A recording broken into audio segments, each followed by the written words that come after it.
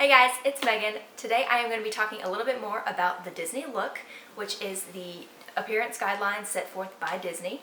So last time I talked about when you get to Disney and you need to be dressed in Disney look and that kind of thing. So I'm going to go into a little bit more detail. I actually still have my little book that they gave me at Traditions that kind of outlines everything, but I'm also going to link the website down below where you can see everything in great detail because I'm just going to cover a couple of the main topics. The most obvious thing with Disney is you can't have any body modifications. Now everyone knows you can't have tattoos and work at Disney. Well, does that mean that if you have a tattoo already you can't even apply? No. You can have tattoos, they can't be visible. So that means nothing on your hands, nothing on your neck, nothing on your face, anything like that. If you have something on your arms, you're probably going to be able to wear a long sleeve shirt that's going to cover it, or even your uniform shirt might cover it if it's something up higher or somewhere that's not visible. They'll ask you when you interview, do you have anything for women? They'll ask you anyway, do you have any tattoos that cannot be covered by a one-piece bathing suit? And so, if it's on your ribs or it's on your back or something like that, it's going to be covered, you're going to be good for sure because no costumes are ever going to show that. But if you do have something on your arms or somewhere else, you'll just be asked to cover it up either with makeup, with a long sleeve shirt, with long pants. Some people, if they're small, you can even cover it with a wristband or a watch, something like that, just so it's not going to be on show while you're on stage. Going along with body modifications are piercings. Now for men, you can't have any piercings. For women, you can only have one piercing on the lowest hole on your lobes, just the traditional ear piercing. They can be any kind of style, they can dangle, they can be hoops, they can be studs, anything like that as long as it's not too big. This would kind of be pushing it. This little guy would definitely not be allowed. You can't have anything up there, nothing any higher than right here. No facial piercings, and that means that you cannot have them in at all. You can't just have a septum ring and flip it up. That's not allowed. You can't have any spacer jewelry. You definitely can't have any plugs if you have your ears stretched, nothing like that. If you have your ears stretched, that's going to be difficult. They won't allow you to work on stage if you do have your ears stretched, so that's something to keep in mind. The next thing is for your hair. Now hair can be pretty much any style you want. As a woman, you cannot shave your head, men can.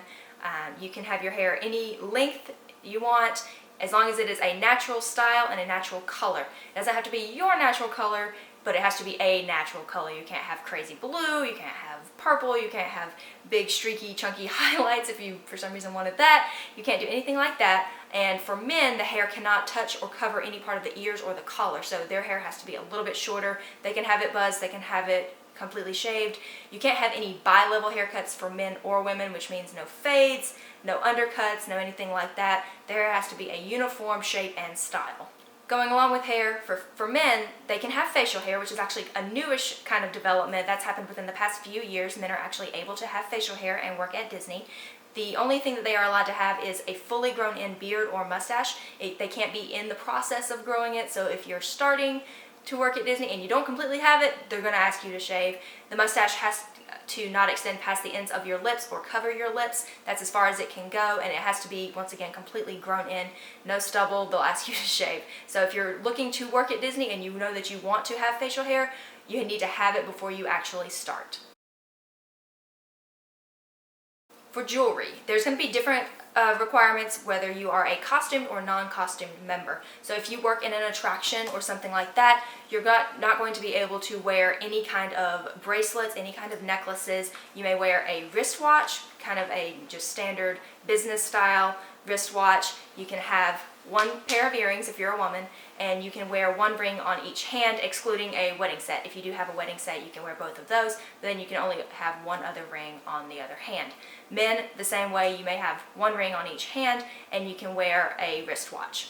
Now, if you are a non-costumed member, so you don't work in the parks, you don't wear a uniform when you're working, that's going to be when you go to Traditions and that kind of thing, when you're wearing business attire.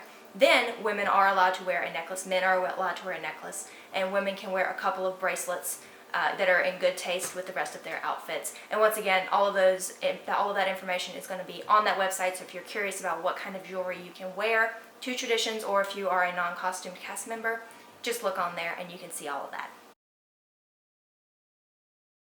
Women always wonder what they can wear as far as makeup when they're working in the parks. You have to have natural makeup and natural nails. That doesn't mean that they have to be completely natural. You can have polish on them, as long as you're not working in food or beverage or anything like that. You can have polish. It has to be a neutral color, no neon colors, no hollow colors, no anything like that. Purple definitely would not be allowed, and you need to have them short. They can't extend more than 1/4 of an inch past the ends of your fingers, so that would probably be pushing it. So nails need to be clean, need to be well kept, and they need to be a neutral color. And for makeup, it also needs to be neutral. You can wear browns, you can wear taupe, anything like that. They don't want any frosted blue eyeshadow, no purple eyeliner, anything like that. Definitely can't wear the little wings there. Anything though that is a neutral or natural look, that's going to be acceptable. And just make sure that all of it is cohesive with the rest of your uniform. You know, don't be wearing anything very dark or very contrasting to the colors of your costume. And the same will apply if you are just in business casual or business attire for traditions, or if you're a non-costume cast member. Everything needs to be neutral and in good taste with the rest of your outfit. For business attire, if you're going to be going to traditions or any other position where you might not have to wear a costume, business attire is going to be pretty much exactly what you expect. For women, you can wear dress slacks, you can wear an actual dress, you can wear a skirt and blouse, you can wear a suit, pantsuit, or skirt suit, anything that's going to be considered professional attire. For men, you don't necessarily have to wear a jacket and tie, you can wear just a nice button-up shirt and slacks, and then of course dress shoes. The footwear for women is a little bit more important. As I found out at Traditions, I did in fact get kicked out of Traditions because my footwear was not in Disney look. They say that you can wear an open toe or a peep toe shoe.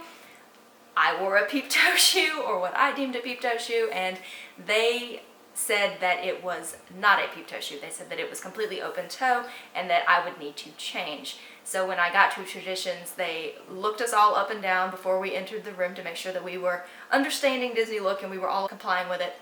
A nice young lady called me over and said, "I love your shoes, they are super cute. However, they are not Disney look. So you're not going to be allowed to stay at Traditions today." So make sure that your shoes cover your toes, I would recommend for Traditions. The second time I went back, I made sure everything was covered. No toes were visible, because they said that my shoes showed the tips of 3 toes, and according to Disney, a peep toe shoe only shows the tips of 2.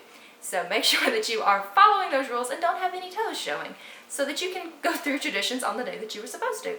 So that is it for the Disney look. If I have anything that I didn't answer, you can ask me down below. I'll be sure to get back with you. Or if you want to, once again, that website will be linked down below in the description. You can check that out to get all of the specifics. If you have anything else, just let me know, and I will see you in my next video.